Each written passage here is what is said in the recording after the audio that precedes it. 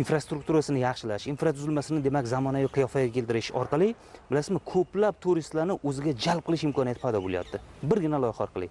Bu loyihalarni amalga oshirish, demak, birinchi navbatda hududlarni ijtimoiy-iqtisodiy rivojlantirish, ikkinchi navbatda mana shu hududda yashovchi aholini bandligini ta'minlash, ularning farovonligini oshirish, shu bilan birgalikda viloyatimizni turizm qobiliyatini, turizm jozibadorligini oshirish maqsadida ham ko'zda tutilgan prezidentimizning dono siyosati, oqilona siyosati orqali ham bu demak tajribalar yo'lga qo'yilmoqda va ochiqni aytish kerak, bugun nafaqat xalqimiz, nafaqat qo'shni mamlakatlar, balki bu tajribalarni jahon miqyosida hamjamiyat tomonidan e'tirof etilayotganligi ham mana shu yurtda yashayotgan barcha fuqarolarni xursand qilib, shu bilan birgalikda o'ziga xos g'ururlantiradi desam mubolag'a bo'lmaydi. Muhtaram prezidentimiz tomonidan ilgari surilayotgan har bitta tashabbus, har bitta yo'lga qo'yilayotgan tajriba kelgusida albatta yurtimizni rivojlangan mamlakatlar qatoriga kirishda juda ham katta ahamiyatga ega bo'ladi.